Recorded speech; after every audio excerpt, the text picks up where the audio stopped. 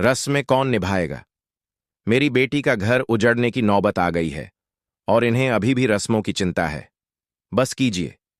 मैंने आपसे पहले ही कहा था कि मैं अपनी बेइज्जती किसी कीमत पर बर्दाश्त नहीं करूंगी। आज फराज ने जो किया, उसके बाद हमारी इज्जत सबके सामने मिट्टी में मिल गई। हसन की शादी में फराज आखिरकार वही कर गया जो वह चाहता था। उसने शादी की खुशियों में ऐसा रंग डाला कि पूरा माहौल तनाव में बदल गया। उसके जाने के बाद हसन की शादी पर संकट के बादल छा गए।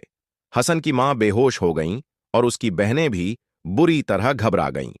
इतने बड़े खानदान के सामने दामाद का इस तरह तमाशा बनाकर चले जाना उनके लिए बेहद शर्मनाक था। होश में आते ही हसन की मां अपनी समधन पर बरस पड़ीं। जब हमने अपनी मांग वापस ले ली थी, तो फिर सबके सामने इस बात का ऐलान करने की क्या जरूरत थी? समधन सफाई देते हुए बोलीं। हम तो सिर्फ आपकी रीति रिवाज के मुताबिक चल रहे थे। हमें क्या मालूम था कि बात इतनी बिगड़ जाएगी और यहां इतना बड़ा तमाशा खड़ा हो जाएगा। भले ही उन्होंने अपनी मांग वापस ले ली थी, लेकिन कशमाला के पिता के मन में अब भी यही डर था कि कहीं भविष्य में उनकी बेटी को इसी प्लॉट की वजह से ससुराल में कोई परेशानी न झेलनी पड़े।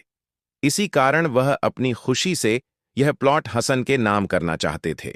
उन्हें जरा भी अंदाजा नहीं था कि फराज इस बात को इतना दिल पर ले लेगा। दूसरी ओर फराज अपने किए से बेहद संतुष्ट था।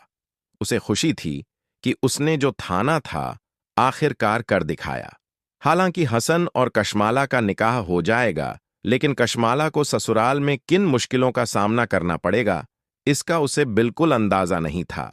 ताबिंदा अब उसकी जिंदगी मुश्किलों से भरने वाली थी।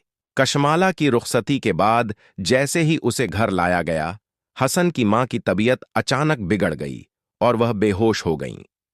घर की सभी बहनें घबरा गईं। जब हसन को कमरे से बुलाने आईं, तो वह अपनी दुल्हन को वहीं छोड़कर तुरंत मां के पास पहुंच गया। हसन की मां की आंखों में आंसू आ गए। उन्होंने कहा, मैं कैसे भूल जाऊं? वह मेहरू को यहां छोड़कर चला गया है। पता नहीं अब उसे लेने आएगा भी या नहीं। अब तो हम उसकी फितरत को भी समझ चुके हैं।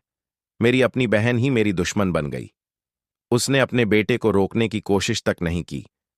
अब मेरी मेहरू का क्या होगा? हसन ने उन्हें दिलासा देते हुए कहा, आप बस अल्लाह पर भरोसा रखिए, वह सब कुछ बेहतर कर देगा। लेकिन अगले ही दिन कशमाला के मायके वाले नाश्ते की रस्म के लिए सामान लेकर पहुंच गए। तभी ताबिंदा अपनी मां से नाराज होकर बोली, हमारे घर में इतनी बड़ी परेशानी चल रही है और उन्हें अभी नाश्ते की रस्मों की पड़ी हुई है। उसकी मां ने भी दुखी होकर कहा, यहां मेरी बेटी का घर उजड़ने की कगार पर है और उन्हें अपनी रस्मों की चिंता सता रही है।